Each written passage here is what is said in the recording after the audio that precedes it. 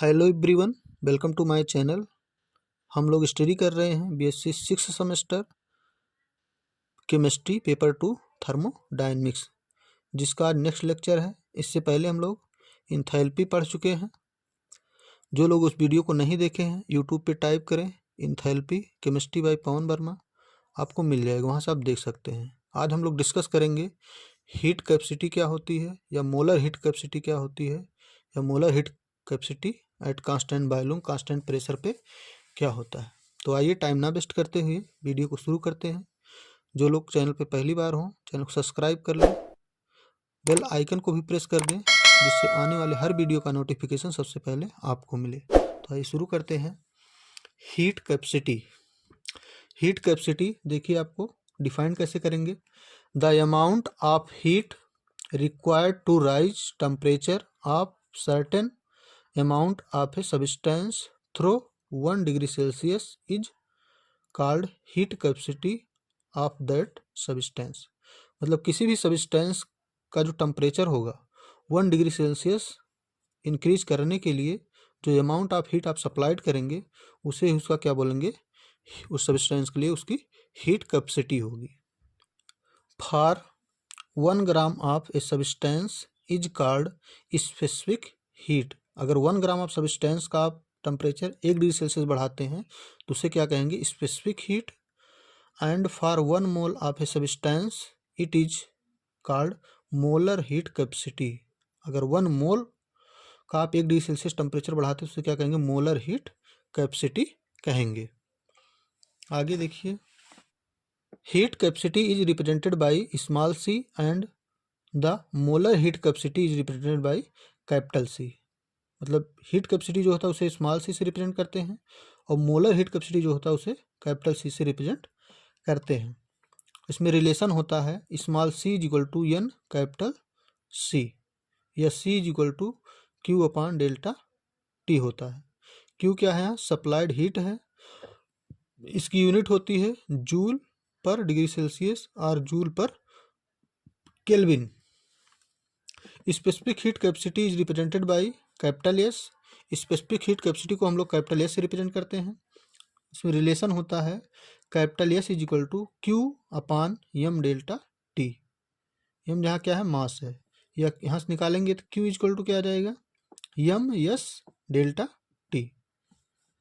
इसकी भी यूनिट क्या होती है, जूल पर किलोग्राम डिग्री सेल्सियस होता है, जूल पर किलोग्राम डिग्री सेल्सियस होता है। नेक्स्ट देखिए, molar heat capacity C M, मतलब कैपिटल सी स्मॉल एम से रिप्रेजेंट करेंगे मोलर हीट कैपेसिटी। इसे डिफाइन कैसे करेंगे आप लोग, it is the amount of heat required to raise the temperature of 1 mole substance by 1 degree Celsius. अभी ऊपर ही बताया गया कि 1 मोल सब्सटेंस के टेम्परेचर को 1 डिग्री सेल्सियस राइज करने के लिए जितनी हीट आपको रिक्वायर्ड होगी वो क्या कहलाएगी, मोलर हीट कैपेसिटी। रिलेशन क्या होगा, C M is equal to Q upon N delta T, या क्यू इज इक्वल टू क्या हो जाएगा, N C M delta T, और इसकी यूनिट जो होती है वो जूल पर मोल केल्विन होता है। तो मोलर हीट कैपेसिटी आप यहाँ से आसानी से लिख सकते हैं, उसका रिलेशन भी लिख सकते हैं। नेक्स्ट देख, it is an intensive property. तो मोलर हीट कैपेसिटी एक तरह क्या है, इंटेंसिव प्रॉपर्टी है।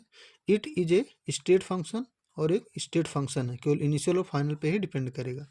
नोट्स यहाँ देखिए, नोट देख लीजिए, हीट वर्क और heat capacity is a path function है। याद रखिएगा, पाथ फंक्शन है तो मतलब ये क्या हो जाएगा, एक्सटेंसिव प्रॉपर्टी के अंतर्गत आएगा।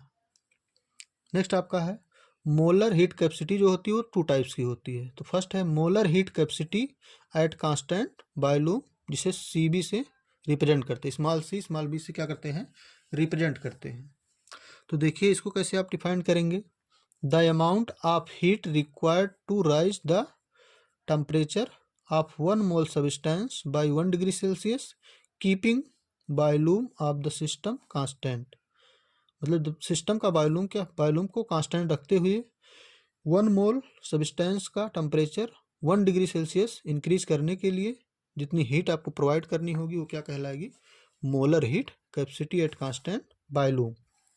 रिलेशन क्या होता है, C V is equal to Q V upon N delta T, और Q V is equal to पीछे बताया गया क्या होता है, डेल्टा यू, तो क्यू बी के स्थान पे delta U N delta T लिख सकते हैं, और delta U is equal to N C B D delta T, या कंप्लीट चेंज के लिए है, स्मॉल चेंज के लिए D U is equal to N C B D T हो जाएगा। तो इक्वेशन आपको याद रखना है, जब भी आप न्यूमेरिकल करेंगे तो इसको यूज आपको करना होगा। It is an intensive property, molar heat capacity भी आपकी क्या है, इंटेंसिव प्रॉपर्टी है। It is a state function और स्टेट फंक्शन है। नेक्स्ट देखिए,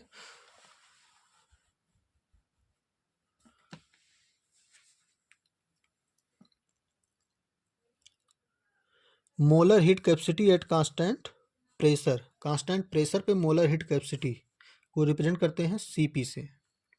the amount of heat required to raise the temperature of 1 mole substance by 1 degree Celsius keeping pressure of the system is constant, मतलब जो pressure होगा इसका वो क्या होगा, कांस्टेंट होगा।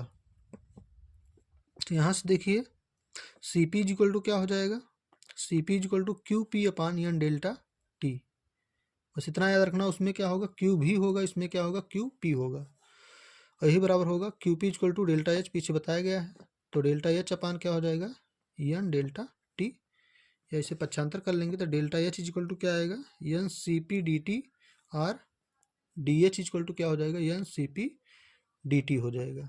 तो इक्वेशन आपको याद रखना है, molar heat capacity at constant pressure के लिए होता है। नेक्स्ट देखिए, नेक्स्ट है relation between CP and CB for ideal gas, very very important, आपको हर एग्जाम में लगभग देखने को मिलता है रिलेशन, तो इसे आप इंपॉर्टेंट ही समझिए, ध्यान दीजिएगा। वी नो दैट, हम लोग पढ़ के आए कि delta H is equal to क्या होता है, delta U plus delta P V, enthalpy equation, और delta H is equal to delta U plus N R T लिख सकते हैं, क्योंकि पी बी इक्वल टू क्या होता है एन आर टी, तो P B equal to N R T, तो पी बी के स्थान पर क्या रखेंगे एन आर टी। फिर आज देखिए डेल्टा एच जो है वो बराबर है N C P delta T, पीछे देख हम लोग पढ़ चुके हैं, और डेल्टा यू किसके बराबर होता है N C B delta T के, और plus delta plus N R और डेल्टा टी, ये इक्वेशन आपको मिल गया।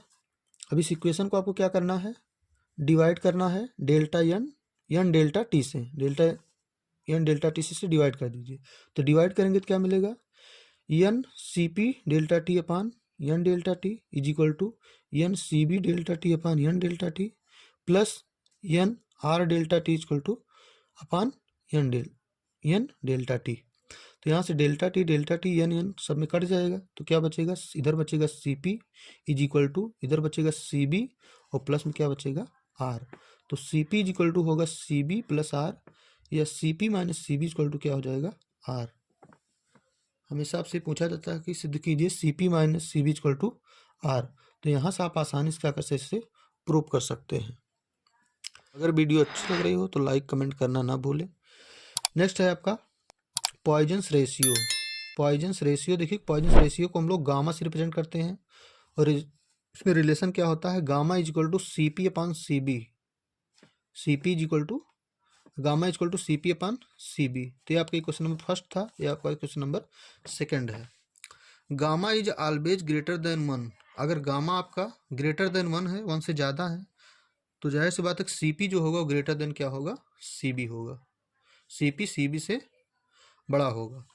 From equation first and second, अगर इक्वेशन फर्स्ट और सेकंड को सॉल्व करेंगे तो आएगा C V is equal to R gamma minus 1, C B equal to R upon gamma minus 1, and C P is equal to आएगा gamma R upon gamma minus 1। ये दो relation आपको याद रखना है।